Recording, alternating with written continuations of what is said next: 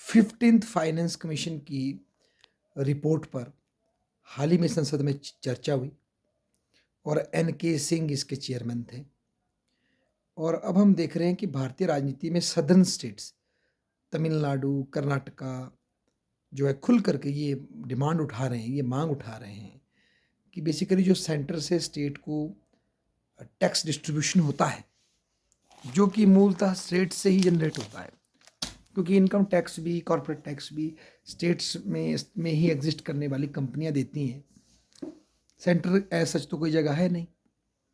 तो जो contribute southern state, जो कंट्रीब्यूशन सेंटर के टोटल टैक्स पूल में देते हैं, उनके इलाके से जाता है, उसकी तुलना में उनको रिटर्न बड़ा कम मिल रहा है।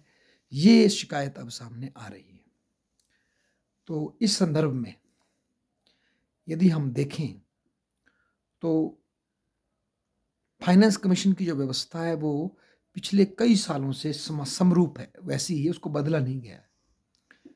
परंतु जनसंख्या के साउथ और नॉर्थ के बीच में जनसंख्या के अंतर के कारण 1971 से ही जो है कतर की जो जनसंख्या है उसको 40 वर्षों तक उसी को जनसंख्या का बेस माना गया, जब सेंटर से स्टेट के बीच में पैसे का बंटवारा किया गया।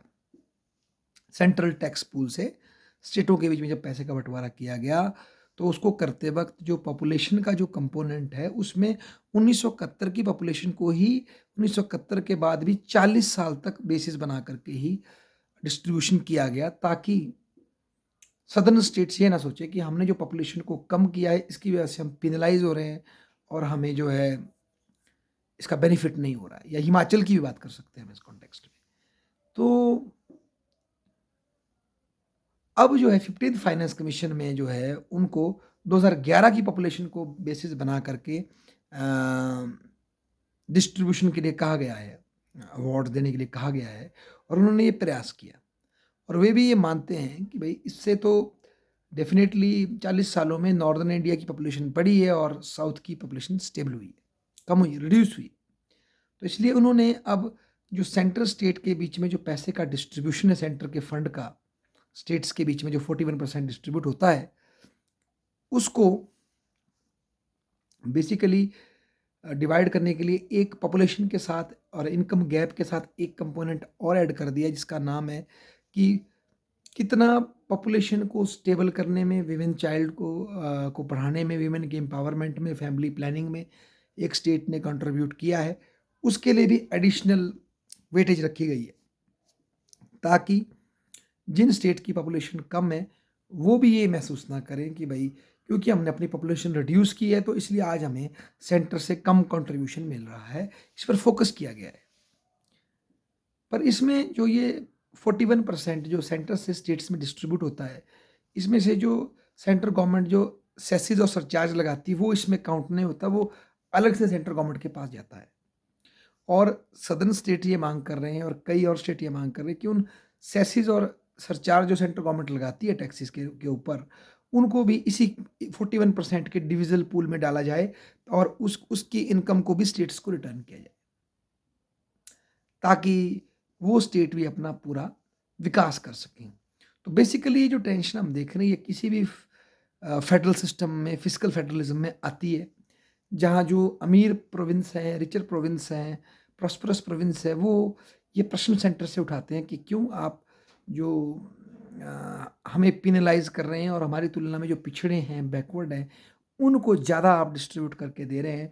तो क्या कहीं इसमें उनको पिछड़े होने का इंसेंटिव तो नहीं मिल रहा, या उनको आगे बढ़ने का इंसेंटिव मिल रहा है?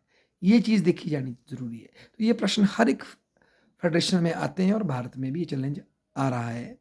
और नॉनदलेस इसको बैलेंस करने का एक प्रयास हो रहा है। ये कितना कामयाब होता है, और मेरे ख्याल से इसको जोड़ सकते हैं हम जो लोकसभा की और राज्यसभा की जो सीटें जो रोकी गई हैं 2027 तक या 26 तक, वो भी अब चेंज होने वाली हैं। तो डेफिनेटली जब वो इंक्रीज होंगी तो उस टाइम भी ये इशू उठेगा। जिन स्टेट्स की पॉपुलेशन कम है वो थोड़ा सा पॉलिटिकली और फाइनेंशियली कमज़ोर महसूस कर सकते हैं, जहाँ तक सेंटर से उनको रिसोर्स डिस्ट्रीब्यूशन की बात है। तो ऐसे में शायद राज्यसभा के रिफॉर्मुलेशन, राज्यसभा में सबको इक्वल सीटें देने की बात उठ सकती है, राज्यसभा की फाइनेंशियल पावर्स बढ़ाने की बात उठ सकती है, या फिर कोई और ही पाथवे लेकर के स्टेट की अपनी कैपेबिलिटी बढ़ाई जा सकती है। ये देखना अब हमारे भविष्य में है और हम इसको देखेंगे। और ये भारतीय फिस्कल फेडरलिज्म या फिस्कल पॉलिटिक्स और फेडरल फिस्कल पॉलिटिक्स के लिए एक बहुत ही महत्वपूर्ण समय होने वाला है। धन्यवाद।